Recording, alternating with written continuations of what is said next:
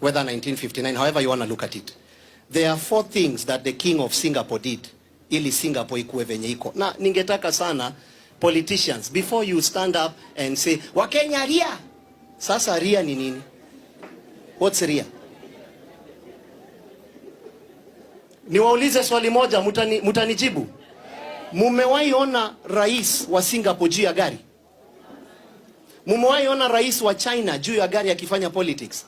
Hiyo tabia iko Africa and we are the poorest. Rich people talking to poor people. That thing is going to change, and the people that are going to change it is me and you. I'm not taking much of your time. There are 4 things Singapore did in order for Singapore ikue Singapore. Kitu ya kwanza nataka urudie. Sema military. Wakati Singapore ilikuja kukua independent, they did not have a military. So everyone that was 16 years and above had to join the military system. Secondly, huyo mfalme wakati aliona watu wameanza kujua Singapore imekuwa a great country, akachukua vijana. Sasa kama hapa St. Paul, mnanisikia? I have over 600 students ambao mimi na finance, 270 in university. So I believe in education and I know what I'm saying. Munisikilize vizuri sana. Nikiwa miaka 16 nilikuwa makanga Konkodi, nilikuwa nabeba ronga, mada, wangige.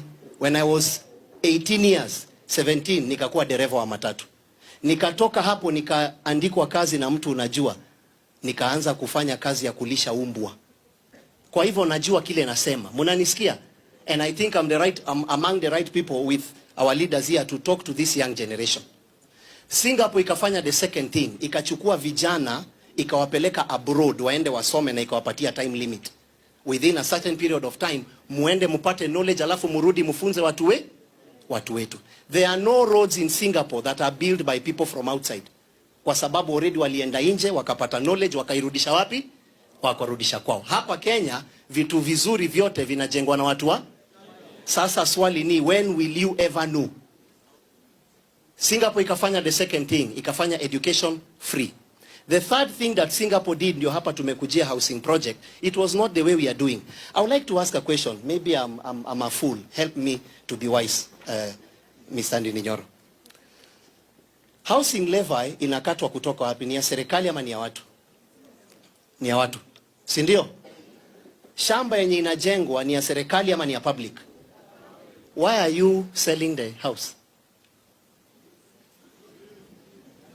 Hakuna mtu nijibu. Haya, mtu atasema Bishop, watapata aje manyumba? Kitambo kulikuwa na kitu inaitwa balloting. Do you remember? Watu walikuwa wanapata mashamba aje? Through inaitwa nini? Na hata leo kama wewe unaona mpira, kuna kitu inaitwa Champions League. Wanakuwa na ball, a white ball. Ukiingia kuketi, wakati wanachagua teams za kucheza, kuna kakaratasi kwa kiti. Hiyo karatasi inatupwa kwa ball. Huyo mkubwa president anafanya hivi, ile namba anachukua, hiyo ndio There is no need to sell what can be free. But because you are politicians and you don't like to listen, unadhani tu pastor kazi yake ni tithe na offering. Na mapasta hivyo ndio tumefanya, ndio kwa maana hatusikii. Ukiona Ndininyoro unaona Harambee. Ni rafiki yangu miaka, muulize. Hakuna kitu hata moja nimechukua kutoka kwake. Kwa sababu ya nini? Urafiki wetu ni wa kuona venye tunaweza endelesha Kenya mbele. Now, the third thing akafanya ni kutengeneza housing project. Go see how the Singaporean president alipeana manyumba. Fourth thing ilikuwa ya tribalism, na hapo ndio namalizia. I'm doing a campaign called End Tribalism Campaign. Munisikilize vizuri sana watu wa Kiharu. Nimurathikiriria. Na demo Gikuyu ko ndugecirie demo ndo akuma nanja. Nidramenya uria ndirauga. Tathikiririe idimu ire kaundu. Hakuna tribe moja Kenya inaweza jenga Kenya. Munanisikia? Wakikuyu peke yake hawawezi. Waluya peke yao hawawezi. Wajaluo peke yao hawawezi. Wakamba peke yao hawawezi. Kenya, in order for Kenya to be Kenya, all tribes must participate. Kwa hivyo kama mbunge wako ni mbaya, saimanishi tribe yake ndio mbaya.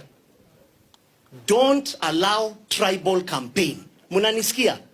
Hii mambo ya kuanza vita online ya kupiga Wakikuyu, kupiga Wakamba, hiyo haitusaidii. Nikuulize, huyu mzee Ndininyoro akisimama hapa, ni Mkikuyu anasimama hapa ama ni leader, kiongozi? Sasa munataka awe kiongozi wa Kikuyu ama awe kiongozi wa nchi?